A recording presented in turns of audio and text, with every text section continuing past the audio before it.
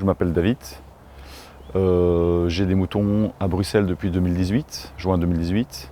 Et j'ai commencé quelques années avant une reconversion professionnelle partielle, puisque je suis enseignant à Molenbeek, en suivant des formations agricoles au Mouvement d'Action Paysanne et à la FUGEA en région Wallonne et à la NAC en Flandre. Ensuite, j'ai aussi poursuivi ma formation chez les bergers urbains à Paris, avant de commencer moi-même à élever des moutons en ville.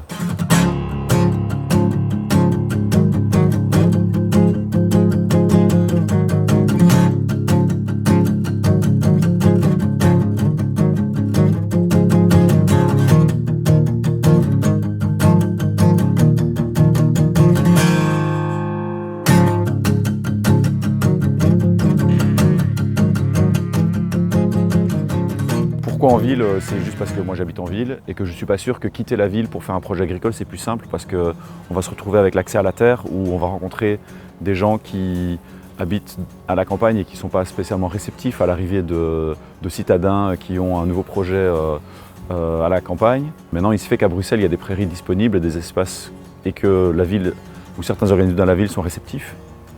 Et donc ça s'est bien mis. Maintenant, l'accès aux prairies que j'ai en ville, je ne pourrais pas l'avoir de cette manière-là à la campagne. Acheter de la terre, acheter des prairies, c'est très compliqué, et même la plupart des parcelles sont occupées par d'autres agriculteurs. Donc ici, il y a un avantage à rester en ville en quelque sorte.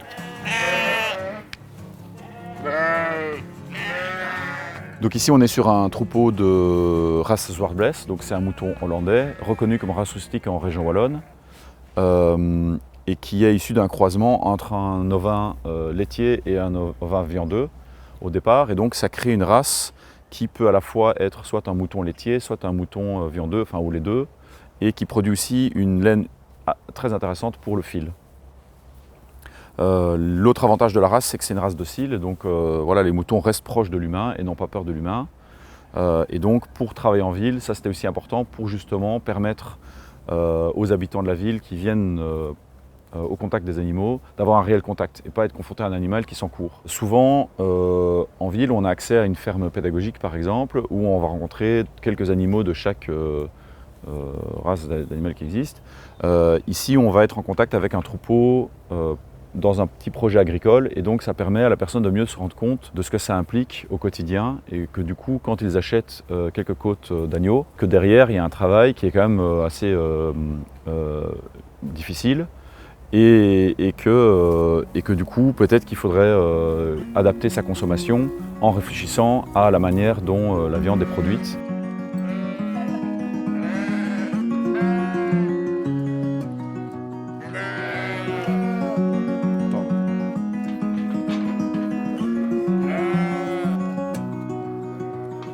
Il y a aussi une dimension sociale, et c'est de permettre vraiment à des personnes d'entrer en contact avec les animaux, mais aussi de participer à la vie du projet, d'intervenir, non pas juste pour venir voir, mais de prendre les ballots, de prendre une fourche et de commencer à travailler avec les animaux, ou de les accompagner quand on se déplace à pied d'une prairie à une autre, ici sur Anderlecht.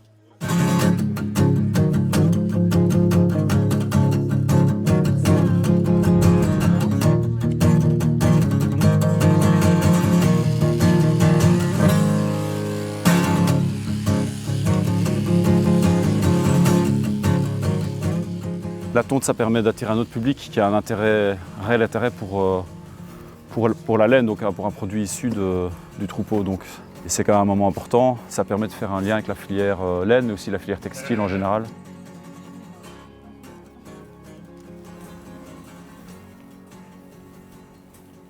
Je m'appelle Charlotte et je fais plein de choses. Je suis tondeuse de moutons. Je travaille ici à la filature du hibou, à peu près à mi-temps. Je suis pianiste, et souvent c'est vrai que maintenant je suis plutôt en train d'abîmer mes mains à travailler la laine ou à tondre, parce qu'il y a quand même beaucoup de vibrations électriques dans les machines, donc des fois je me dis oulala, là là, il faut que je fasse attention. Puis en même temps, c'est vraiment ce que j'ai envie de faire pour l'instant. Je suis plongée dans ce travail de tonte et de nature finalement avec les moutons.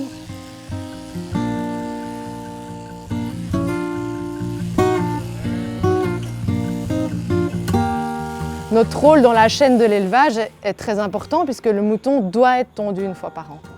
Donc ça, c'est indispensable pour sa santé, pour sa peau, pour ne pas avoir des infections, des parasites.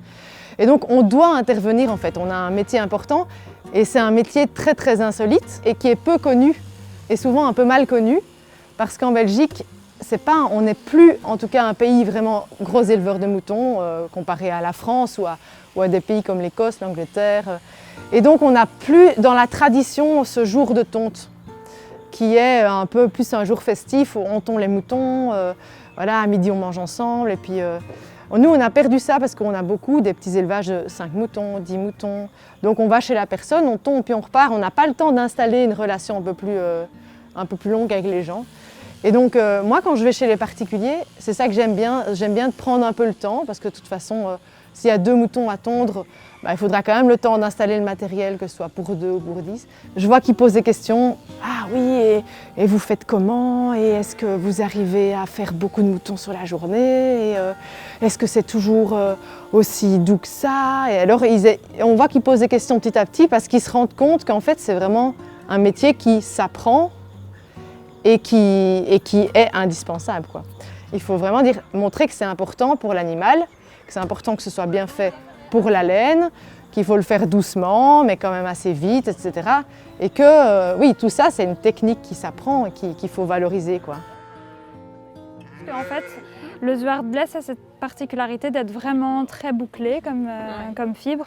Et donc c'est juste, c'est gaufré, quoi. Ça a un aspect gaufré. Avant de partir en industrie pour être transformé en fil, il faut qu'on trie la toison et donc qu'on vienne retirer toutes les crasses qui soient des crottes, des déchets végétaux, des parties feutrées, des fibres très courtes pour avoir la fibre la plus qualitative possible. Avec la sécheresse en fait qu'il y a eu, les brebis ont dû être nourries au foin et ce qui fait qu'on a des toisons extrêmement sales.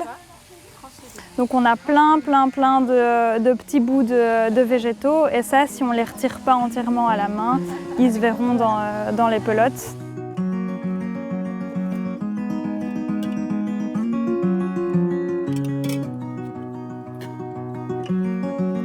Je m'appelle Pauline Dorna, j'ai 23 ans, je suis designer textile. Depuis maintenant 1 an et demi, j'ai monté le projet qui s'appelle 1030 Black Wool, qui est anciennement mon projet de diplôme et maintenant voilà, je tente de le développer à mon compte.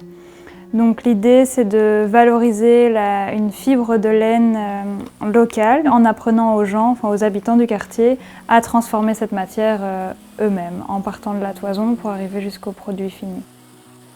Le projet est né en fait de ma volonté de ne plus forcément acheter de laine chez des gros fournisseurs, sachant qu'elle vient la plupart du temps pas d'Europe, elle arrive de Chine. Et aujourd'hui en tant que designer, voilà, on grandit, on a envie de développer des produits de plus en plus durables et locaux. Et quand j'ai vu que j'avais cette matière-ci à disposition, l'idée était vraiment de la mettre au cœur du projet. Donc je me suis petit à petit spécialisée, j'y connaissais pas forcément grand-chose, mais de fil en aiguille, c'est des rencontres qui ont fait que j'ai appris à la trier, à la filer. Et maintenant, tout le savoir qu'on m'a transmis, j'ai envie de le transmettre à mon tour. Et je crois que la force, en tout cas ce qui me différencie et là où je mets l'accent, c'est vraiment qu'on a le troupeau à proximité et qu'on vient apprendre à travailler la matière dès la fibre. Donc j'essaye toujours que les gens aient fait tout le cycle, donc de la toison brute au produit fini s'ils ont le temps, mais en tout cas on commence toujours par le filage, qui est le lien en fait. S'il n'y a pas de fil, il n'y a pas de tricot, il n'y a pas de tissage et il n'y a pas de vêtements. C'est une matière qui mine de rien est vraiment méconnue. On associe toujours la laine au gros pull d'hiver, puis des chaussettes au coin du feu. C'est totalement faux. Aujourd'hui, il y a vraiment toutes sortes de choses. On fait des sacs isothermes en laine, on fait de l'isolation pour les maisons en laine. Enfin, et je pense qu'on est à un moment où la filière, en tout cas, reprend de l'ampleur et il faut absolument pas la mettre de côté et l'associer ça au temps nostalgique où on imagine grand-mère filer au coin du feu. Parfois je dis « Ah mais vous avez un joli pull, vous avez déjà regardé votre étiquette ?» Simplement ça. Et juste de faire prendre conscience que sûrement dans le pull, comme nous tous, on a des pulls, peut-être s'il y a de la laine, dans un pull acheté, ça va être 20% de laine. Ah, et la laine, ah, les moutons, et la laine. Et donc on peut quand même encore faire des pulls 100% laine, même laine locale, et ça existe, et filature. Et donc du coup après ils font le lien. Mais donc oui, c'est important de montrer que ça existe. Effectivement, des initiatives de reprendre ces métiers de la laine. Parce qu'il faut savoir qu'en Belgique, la laine, ça a été énorme en fait, l'industrie lainière, jusqu'en 1870, là, 73, 74, où il y a tout qui s'est écroulé parce que ça a commencé avec la Chine, etc. Ils devaient casser leur prix et puis il y a tout qui s'est écroulé. Et maintenant, un peu les seules manières de faire revenir ce travail de la laine, c'est des toutes petites initiatives comme ça. Travailler avec des matières naturelles ou locales ou de la seconde main, du recyclage, c'est clairement quelque chose dans lequel on nous pousse à aller maintenant et c'est même pas une contrainte. Enfin voilà, c'est quelque chose à acter. On doit travailler comme ça aujourd'hui, sinon on va droit dans le mur, je pense.